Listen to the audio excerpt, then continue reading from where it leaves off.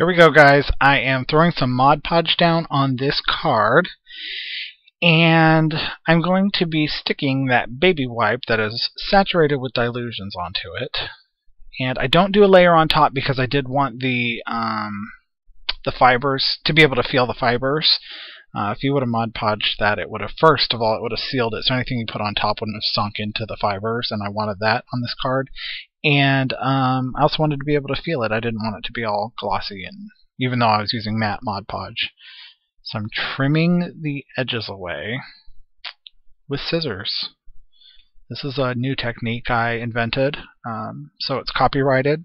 So don't use this technique. You'll have to use some other utensil to trim away your edges, unless you ask for permission from me. Yeah.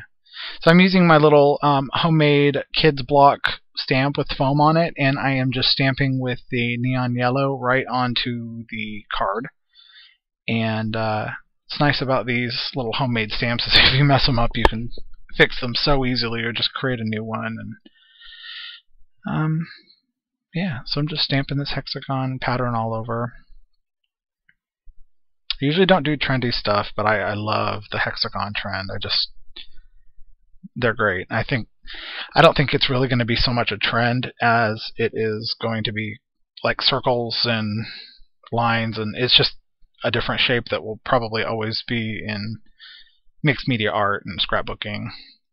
So this card right here that I'm using to mop up is another ICAD card that I started. I want to say it was the I Was Afraid card. I'm not sure. You'll see it at some point in time. But I did record it. So this is, surprise, surprise, hot pink drips. And they end up blending because that paint was watered down. Yeah, that other card right there, that's the I Was Afraid card. So they end up turning a little bit purple, but that's okay. And then I just wrote using that black paint. I wrote the word obsessed because I'm obsessed with neon colors, and especially pink. And I'm also obsessed with hexagons. So that's what I wanted this whole card to be about, my obsession. I dried it and then came back in and finished that D. So then I was going to do like a little drippy type of thing, and because the fibers were so porous, it turns out looking a mess. Watch. Poof, mess. Ooh, it gets worse. I end up mopping it up, and then it just looks like I grunged it up, so it doesn't turn out so bad. I liked it better before, but I mean, it's still kind of cool now.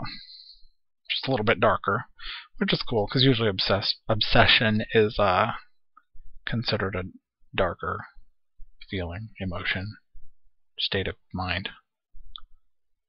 Craziness. I'm always obsessing over something. So yeah, using a white Uniball Signo pen. I love this pen. It's one of the only pens I use. One tip I do have for these, though, make sure that you keep the tip clean. If you're using it on wet media, I wipe it off on another piece of either clean paper or a paper towel. That paper towel right there, I use to just wipe it off a little bit. See, right there. And just to keep it clean, so that way the roller ball doesn't take paint back up into the pen, and then it gets clogged, and then it doesn't work, and then you're like, hey, my paint pen doesn't, or my white pen doesn't work, and it's like, oh, you did that to yourself. I've done that before, by the way, so don't do it. So I'm just outlining the hexagons, just giving them a little bit more shape, and because everything was still kind of wet, it blended a little bit, made it some areas a little bit more gray than white, but yeah, I still liked how it looked, so looked good to me. I was happy.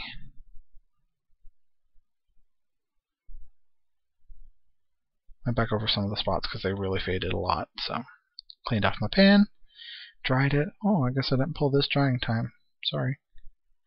Oh, apparently this is why, because I was stamping at the same time. So I'm using the mixed media inks from, I think that's Donna Salazar, the color box inks, and I'm just stamping in white the date, and that's all she wrote.